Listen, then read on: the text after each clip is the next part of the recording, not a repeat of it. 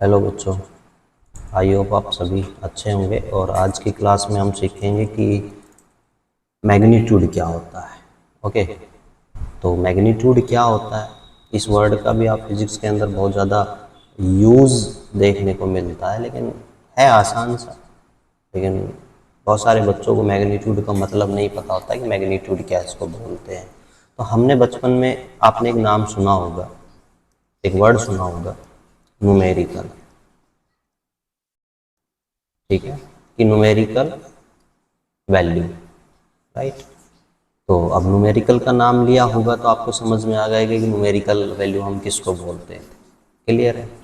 तो ये भी देखते हैं कि मैग्नीट्यूड का मतलब क्या होता है।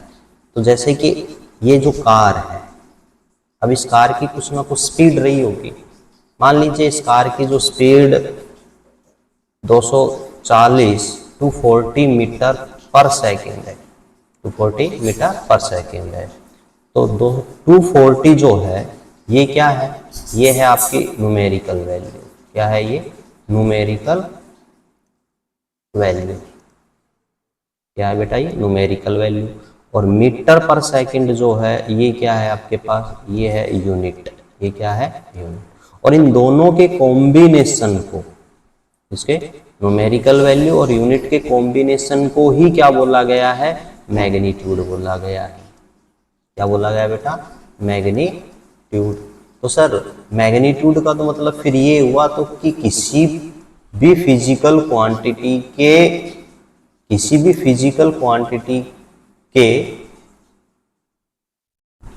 साइज को, स्पीड को, किसी फोर्स को दिखाने के लिए हम किसका यूज करते हैं? मैग्नीट्यूड का यूज करते हैं। फॉर एग्जाम्पल और देख लीजिए कि ये जो लड़का है, ठीक है, और इस लड़का ये क्या कर रहा है कि इस ब्लॉक के ऊपर क्या लगा रहा है? एक फोर्स लगा रहा है। क्या लगा रहा है? एक फोर्स लगा रहा है। अब ये किसी न्यूटन का तो फोर्स लगाया होगा। तो मान लो कि इसने जो फोर्स अप्लाई किया, मान लीजिए वो कितना अप्लाई किया? 2 न्यूटन का फोर्स अप्लाई किया। तो दो क्या आ गई आपके पास? 2 जो है ये क्या है? ये है आपके पास न्यूमेरिकल वैल्यू। और न्यूटन क्या है? यूनिट है। ठीक है, इन दोनों के कॉम्बिनेशन को ही क्या बोला गया? मैग्नीट्यूड बोला गया। क्या बोला गया? मैग्नीट्यूड बोला गया। तो आई होप आपको समझ में आ गया होगा कि मैग्नीट्यूड क्या होता है। क्लियर है। अब जैसे कि हम आगे चल करके या आपके मॉड्यूल्स में, डीपीपी में, आप जिस भी कोचिंग से आप पढ़ रहे हैं उसमें क्वेश्चन पूछा जाता है अक्सर कि मैग्नीट्यूड में, ठीक है, मैग्नीट्यूड का जो कॉम्बिनेशन होता है वो क्या होता है? एन और यू होता है। क्लियर। और एन का मतलब मैंने आपको बता दिया, एन का मतलब क्या होता है? Numerical value. और यू क्या होती है आपके पास? यूनिट होती है। इन दोनों के अंदर क्या कॉम्बिनेशन होता है?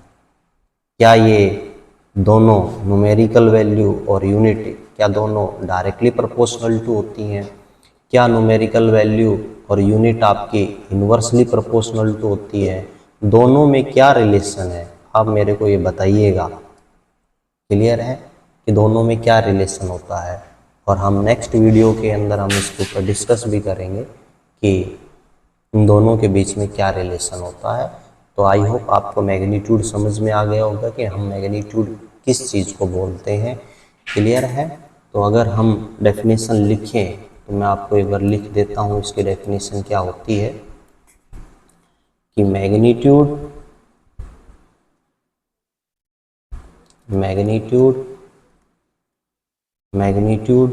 जनरली refers to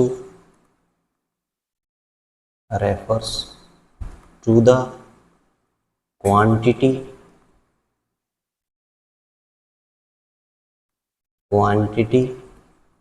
और इसको शो करती है बेटा डिस्टेंस।